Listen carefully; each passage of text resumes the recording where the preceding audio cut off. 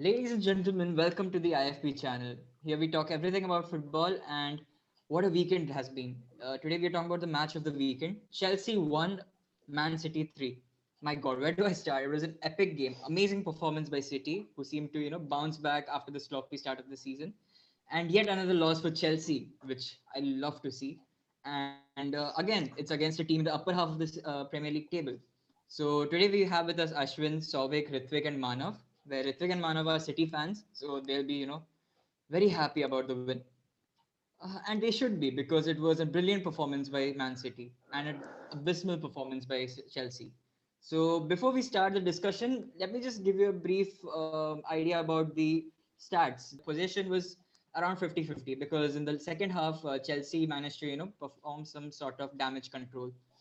But yeah, this was a stellar performance by Man City, which basically tells us that they might be the deal this season. They still have the chance to win the league because considering the current Premier League table, you never know who can win the league. And plus, Man City also have a game in their hand. So yeah, it's gonna be a good year for Man City, I believe. So let's start the discussion.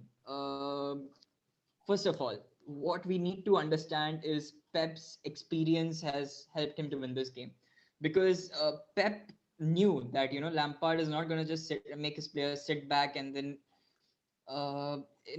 he made sure that the Chelsea players were not able to exploit the Man City defense. So that is something that I mean, kudos to Pep. And this again shows us the lack of experience that Lampard has as a manager. So, Ashwin, what do you think about the experience battle between the two top managers? Well, seeing the squad today, he had some shortcomings like Aguero on the bench and Jesus out. So he went with a false nine with De Bruyne up front. And it was a very versatile front four, if you see. They were constantly switching between Raheem Sterling and Bernardo Silva, and De Bruyne would sometimes drop deep and create chances. And that's where you saw City creating chances. Whenever De Bruyne dropped in, City were creating. So that's where you see a good experienced manager like Guardiola come in. He knew that Chelsea would be more direct, right, taking advantage of the pace, and he basically stopped the game. He did not try to press them. He just two banks of four in the midfield, and they won the battle in the midfield. So yeah. Yeah, that's pretty much it. Yeah, because if you win the battle in the midfield, you basically win the game. So now coming to our in-resident Man City fans over here. First, we'll start with Manav. Manav, what do you think about the game? Yes, the match was totally a Pep's masterclass. He was awesome and totally outclassed Lampard. Despite there were few big names that were not in a team, Cancelo proved his worth as a good right back. Because in most of the matches, he's generally the right back, and him not being there can be uh, sometimes very crucial. So he proved that he's a very good right back. And then some young players like Zinchenko and Foden stepped up, which was very important for the team. And yes, yet some great midfielders like Rodri and Gundogan. Gundogan's creativity was awesome in this match. Yeah, certainly. He had one amazing game, like his turns, his midfield control. It was amazing to see. It was a proper midfield game over here. Now, coming to Ritvik. Ritvik, what do you make of the match? Talking about Pep Guardiola, how he's better than Lampard, I think what stood out in the match is the way he played Gundogan while attacking. While attacking, Gundogan is actually a holding midfield player, but then while attacking, he was so useful today for Man City. And I think that made all the difference in midfield. Yeah, certainly, certainly. This is absolutely right because talking about Gundogan's normal position, if you see in the match, it was not his normal position. He was playing quite advanced. He was properly, trying to create chances, stringing passes in the middle of the park. He was doing it really well. And the goal was really well taken. The turn, the sharp turn, and the shot. I mean, it was brilliant. So, Ritvik, did you enjoy the game today? Did you enjoy seeing Gundogan play in such an advanced position? Definitely. Starting off, when the match started, I was a bit. I thought City weren't off to a good start because we conceded a very cheap indirect free kick, and that was like and we didn't have a main goalkeeper in goal.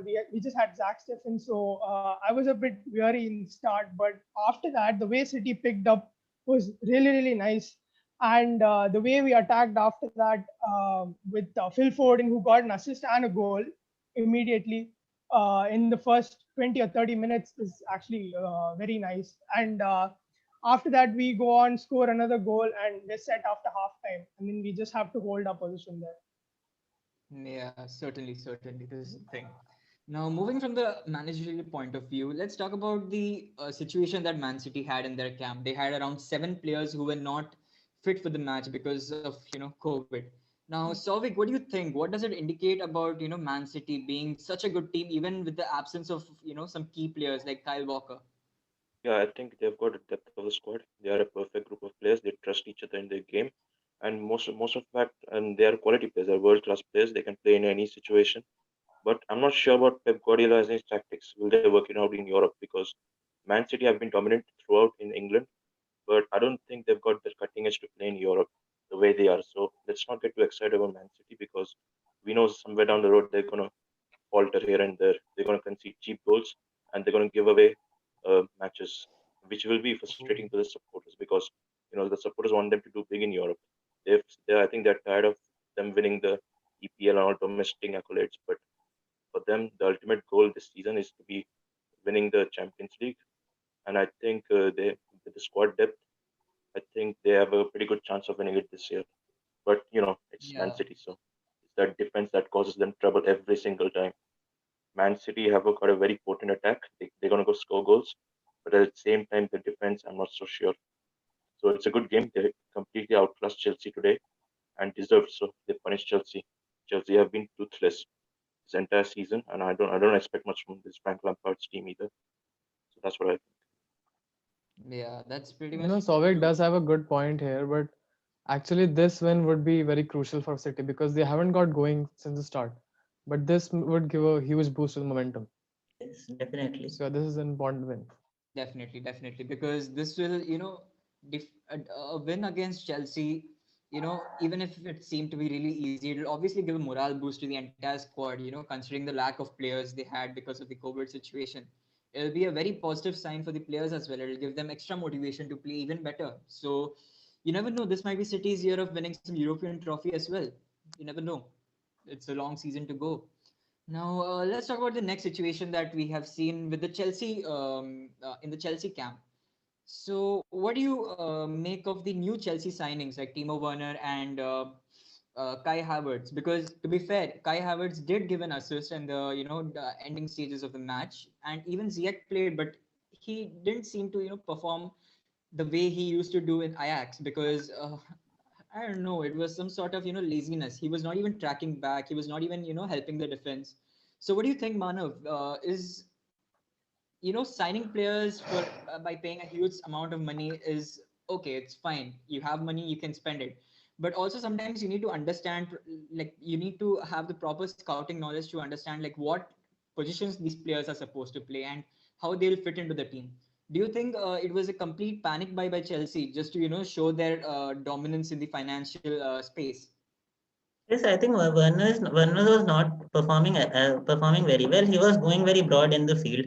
Ziyech was though giving very some good crosses. I think Giroud was there, he could have done the job. He could take very good headers. I think Werner is not good with headers, and he was not able to get past Diaz or John Stones. Many he lost possession or he was able to get the ball out of the line. So I think the signing of Timo Werner was quite clueless. They need a proper target man if for that situation. Havertz was though good. Havertz came late in the match and gave an assist. I think Havertz need a little more time. But Werner's signings, I think, completely clueless now. Yeah, this makes sense. But talking about this, Ritvik, what do you think about the signings that Chelsea have made this season? Timo Werner and Kai Havertz. Kai Havertz can still be a bit reasonable, but then Timo Werner has not been up to the mark. And Lampard has been playing Timo Werner mostly towards the left, and it is in this match that he started playing him as a striker. Otherwise, his preferred options were Olivier Giroud or Tammy Abraham. he removed Olivier Giroud for this match, where he needed him the most because he's an experienced striker. He's good aerially. He needed him in this match, and he could have got him the goals, but then he used Timo Werner and then Pulisic and ZH. A completely messed up strategy that didn't work out. Yeah, that was pretty messed up, right? Because considering the form that Giroud is in right Giroud now, was in, yeah, exactly.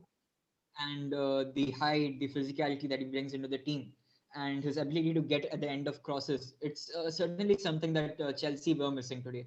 Now, moving from the attack, let's talk about the midfield and the defense because that is also somewhere that Chelsea lost the game. That is the whole reason why Chelsea lost the game. To be fair, midfield Kante was really sloppy. It was probably his worst performances in a Chelsea shirt, and Kovacic also didn't perform up to the mark. And talking about the defense, Thiago Silva was trying to communicate, but then it was very sloppy play from Zuma. He was being literally outclassed by Phil Foden. And oh my Mm. God, I forgot about Phil Foden. What a player he is, man. What a player he is.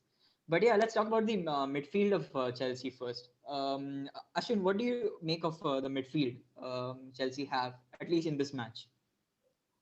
Coming in the first half, it would have been the idea would have been by Frank to play direct passes, picking the pocket of spaces that the players are in, and that was what Kante was trying to do, playing quick passes.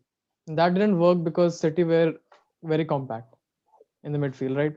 So in the second half, they tried to create more from the short passes and create game more. And I think Kante did not get the whole game. He lost the game in the first half itself. They conceded 3 goals Yeah. without having the control in the midfield, and it wasn't a good day for Kante.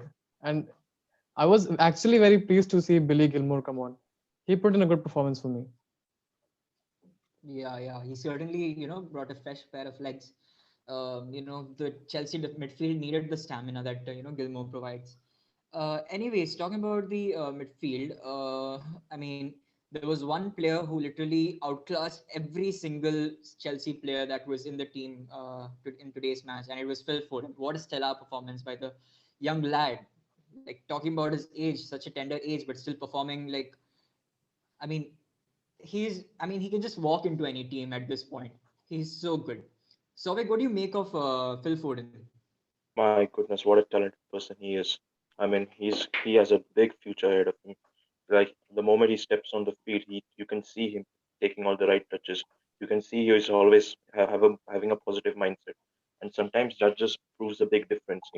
When you put young people in a team, they just think too much about. But Phil Foden plays like a normal how a young teenager should be. He plays fearless and he always thinks positive. He always gets in the goals, which is important for the team, and he always puts in a good performance. And he always finds somehow manages to pull the strings and find the right pass and making City a amazing team. And I think Phil Foden might be might be in demand, a sought after midfielder in future. He's an amazing world class player, and if he keeps Definitely, on going like definitely. this, if he keeps on going like this, he could emerge a next big thing in football very soon. Certainly. Yeah, definitely. The level of maturity he is showing, like if you see the goal, to be able to stay in that position and even anticipate the cross from De Bruyne is something that is very commendable. Now, coming to the City fans, they must be like feeling really proud about Foden's performance. Ritwik, what do you make of Foden as a player? Foden is probably our best replacement to David Silva that we've got right now because after Silva has left, there's a huge hole in our midfield. And probably he's our best replacement. And in terms of the finishing ability he has and the way he can easily play make, he's a really good addition to our team. And I think Pep needs to start putting him in the starting 11 more often rather than subbing him and making the player more irritated. That was absolutely right. That was absolutely right. Now, Manav, tell me about Foden, man. I mean, you must be feeling really happy to see the performance. Yes, Foden was really awesome in this match. Though he is not that physically strong or he can get up through the defenders, but he can read the crosses given by De Bruyne or any other player, and he all contributes defensively very well also. That's what makes him an important player. I think he's the future of England. Maybe the next big thing for England. He could be awesome. He could be an awesome player. Yeah, definitely. Now, Ashwin, before we end the show, let's ask Ashwin about Foden. There are some certain midfield talents that I've seen some young talents who read the game well, and that's certainly one player that I've seen in Foden. He reads the game well. He's very versatile. Today, I was actually surprised to see him in the wing, but he did well. He was versatile. He came in and scored that crucial goal. And yeah, he's a big thing. He could be the next big thing, and would be wonderful to see him at. Definitely, definitely. He is a player to look upon. Now, let's bring this show to an end. So, guys, this was it. It was an amazing match. Like, people who missed it, I feel bad for you. It was epic to see, Man City perform like that, because it's been a while since we have seen a City team, dominate the game like they did today. And, they literally humiliated Chelsea, to be fair. I mean, Chelsea got the goal in the end, fair play, but then still, the entire match was under City's control, starting from the game management to the the chances created. Everything was on point. So guys, this was it. Make sure you like and subscribe and press the bell button to never miss an update. We hope we see you guys in the future. See ya. Bye. Thank you.